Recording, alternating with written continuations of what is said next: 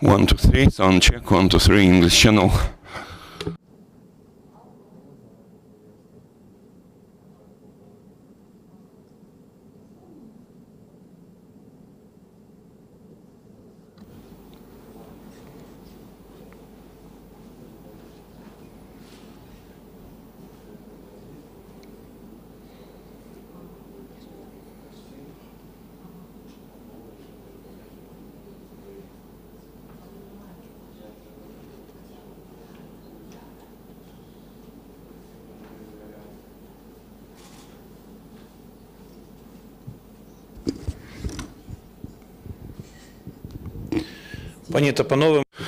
Ladies and gentlemen, I'm Andrei Shevchenko. On behalf of Ukraine Media Center and the Ukrinform team, I'm glad to welcome all journalists telling the world about our fight for freedom. And our today's guest is Roman Horbach, head of the personnel department at the ground forces staff of our armed forces of Ukraine. Roman, what will you tell us about the current situation with staffing at armed forces of Ukraine, including its ground forces?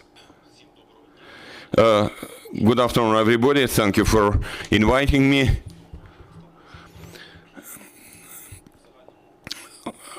About your question, I would like to say that for more than 2 months as we have been running general mobilization in Ukraine, about quantitative and qualitative parameters, I can tell you that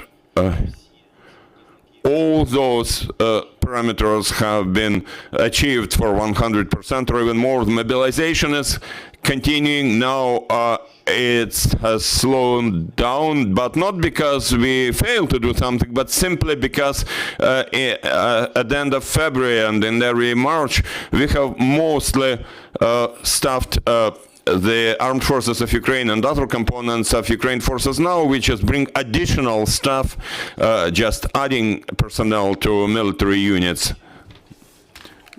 In those units which need more people. So now the pace of that mobilization has slowed down, but it's according to our plans.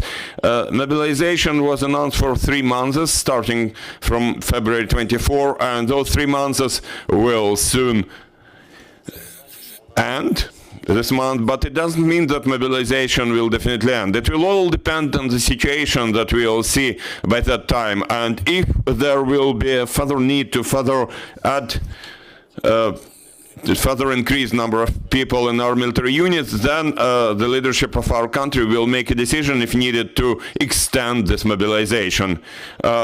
We will get questions from the audience if there are any, and we have a question sent in advance by Vladimir Verbyany from Bloomberg, and it's just about what you just described.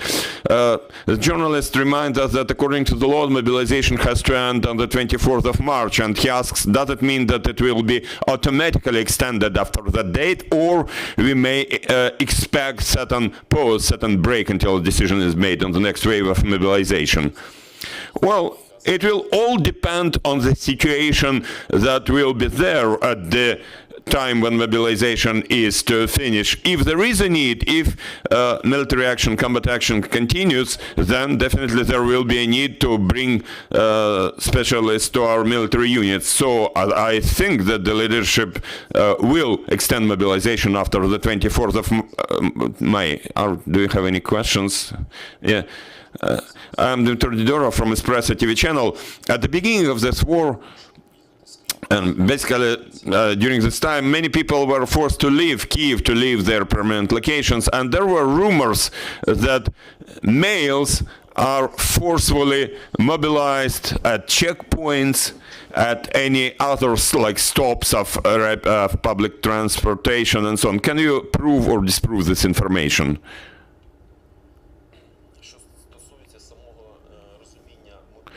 Well, when there is mobilization, when people are drafted because of mobilization, then there is nothing voluntary there. Voluntary procedure is only when you join the military service as a contract service person. But when there is mobilization, or when you are a conscript drafted, that's a duty for each and every citizen to defend their country. And when somebody says that they were forcefully given those notifications at checkpoints, like those summons and any notification for people that they have to come to the territorial drafting center, there's no established procedure where it could be done. When you got it, that notification, you have to come there. And those people who just didn't want to perform their duty, they called it a forceful process. But basically, there is only contract service which is voluntary, and mobilization is just an obligation, it's mandatory.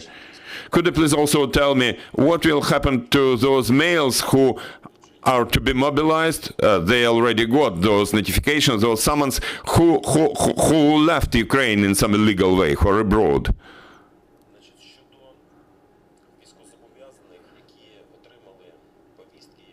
Those people subject to military service who got their summons, if it's established that they left Ukraine in an illegal way, then they try to avoid compliance with their duty for military service. And the laws in force establish criminal liability for such actions. So those people will be prosecuted according to Ukraine's criminal laws. The same way as there is criminal liability is like help in any illegal crossing of the border if such facts are found. Yeah, there is a question. You're welcome. Дякую. I'm Vitaly Golod from Ukrinform. Is my understanding correct that the fourth wave of mobilization will only be about officers? The fourth wave of mobilization will be for officers only. And you mentioned 100%, like previous three waves, previous three stages. Well, there has been 100% quantity, 100% numbers achieved, but what about quality? And if in the fourth wave is about officers, doesn't mean that soldiers will not be mobilized in fourth wave. I'd like to correct you immediately. There are no waves or stages as such. No special periods. When I was first interviewed, I used that word, periods. What I mean was, first of all, like there's at some time there were more people drafted, mobilized. At some point there was some sort of pause, but in documental terms there is no wave or something. There is just one wave. It's just that sometimes we mobilize more people, sometimes fewer numbers, now even fewer numbers, and the next wave is not planned as yet. Even if we imagine that there is that new wave, then not only officers will be mobilized. It will all depend on the situation in those combat areas. It will all depend on the need for servicemen. Maybe there will be a need for officers, maybe there will be a need for sergeants, maybe for soldiers. Now about the quality. The quality of people whom we have drafted by now and whom we will be drafting soon, this quality is rather high. I can compare it against 2014 when there was mobilization, 6 waves of mobilization. Now people are much more motivated, and maybe this is the case because now this war has affected us at much larger scale, and almost all people, almost everybody has had this feeling that we have to defend our country. Nobody will do it on our behalf. So there is rather high motivation for military service. Indeed, there are people who try to avoid this duty, but there are very few of those. And it does not change the general picture. I would say there are just individual cases, rare cases. Now about the quality. All those people who have been drafted, who have been mobilized, they have been drafted according to their military specialization, registered military specialization. Those some other people have spent some time getting some retraining at training centers, and now again we are drafting people who already have some experience of military service or experience of training military exercises in peaceful time. Thank you. Next question. Next question. And you're from defense. Of course, your country in the war right now, in the middle of the war, and of course, we have a lot of international media here. We understanding the martial law, all controlled by your government defense. Of course, we have a defense issued our media pass. As we are just from Lviv, and the ambassador knows me where I'm from, and I'm from Phoenix Saturday TV. And obviously, I had questions against my human nature. And of course, we are run of petrol, and we have a couple of international media person and the guarding journalists in we are same hotel. We don't have a petrol, and of course, the petrol is controlled by the government, and we are very hard to get a petrol. And the problem is for me is today's I got a message from a media center to visit the Brussels mayor of Brussels to visit on the site. We calculate I have around about 120 kilometers backwards, and about my petrol is only like 60 kilometers I can go, which means I think the same people have international media have same problem, and we have to. Do you have a question to ask? Yeah, the question is, can we have? Would you please authorize to help our international media have some petrol ticket so we can get a petrol to go on the site to report what happens in your country? Thank you. Я може почну відповідати, що як ми розуміємо, Maybe as far I will start answering by saying that we have a lot of challenges during wartime which we don't have in peaceful time. So I think that problem with petrol is the same for everybody being here. But we know that this is actually the same an important thing for our government. If our guests have something to add on that, then I will join your answer. We are all in the same boat, I would say, so unfortunately we have to overcome the same challenges. Speakman, the problem is everything's controlled by the government of defense, of course, and I think it's the petrol ticket issued by your government and the defense as well. But our media people here wanted to do the stories, and the problems we can't do it because we have no source to try to get a ticket to fill the petrol. And we can come here every day, of course, but we might do better for your country to explore more stories on site. Look at the pictures, people killing, and your civilians lying on and the horse destroyed, and the people lying on the street, just like they are human. They are not animals. I'll encourage us to stick with the topic of this press conference. All right, sorry. But I'll just tell you that maybe I asked too much. Of course, the government does make sure that our armed forces have the things they need. But if we talk about gasoline, most of the gasoline that people in the streets of Kyiv get, it's private sector, it's commercial, and we'll just have to deal with the same challenges. And I'll be happy to discuss this with you after this. Thank you very much indeed. Thanks for your understanding. Thank you. Thank you. Якщо у нас ще є запитання в залі. If you have any more questions in the audience, I would like to add you about occupied territories.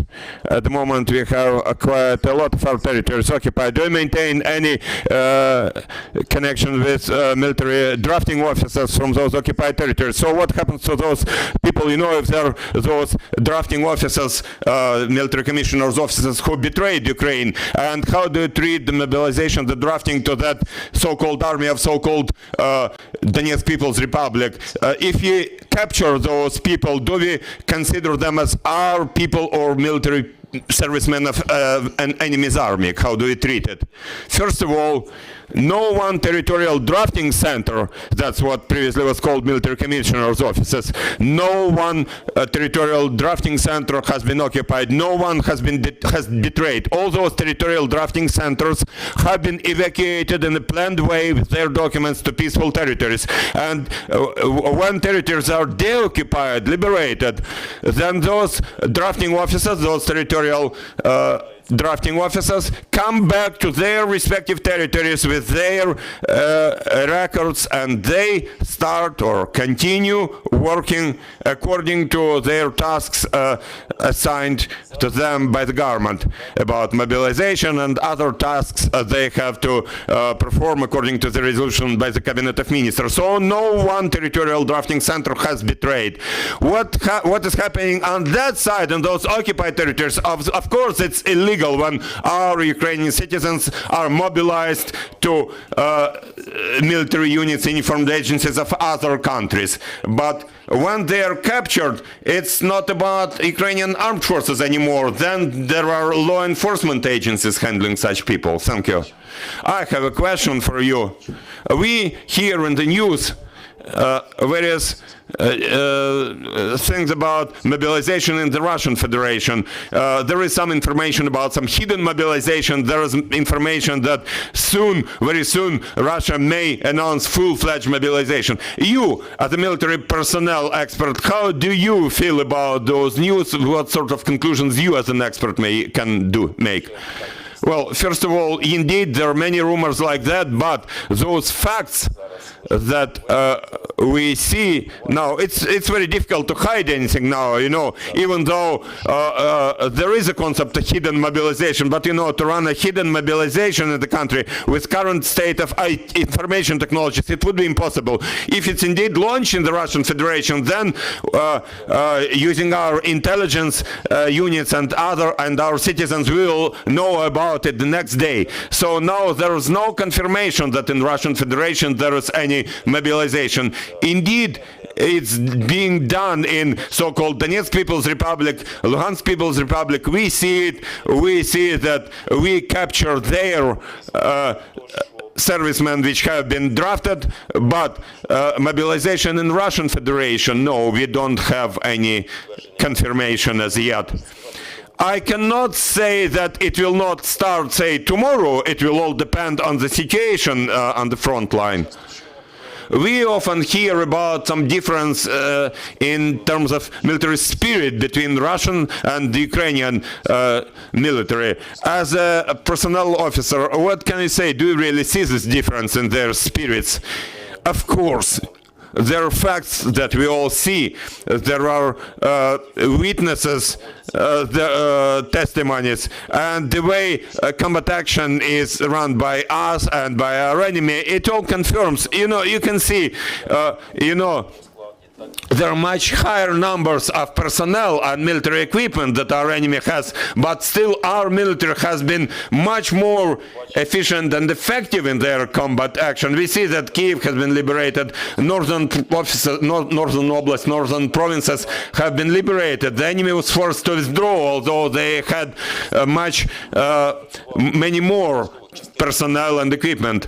That means high military spirit. I worked in our military units, and indeed our servicemen are very patriotic. Even those who have been mobilized to some logistics support military units, they submit petitions. They ask them for them to be transferred to combat units to help defend our country in a more active way. Thank you. Roman Horbach, Head of Personnel Department of the Staff of Ground Forces of the Armed Forces of Ukraine. Thank you for this press briefing. Our next briefing will be at 2:40. Alexander Motizyanek, spokesperson of the Ministry of Defense of Ukraine. Thank you. Thank you.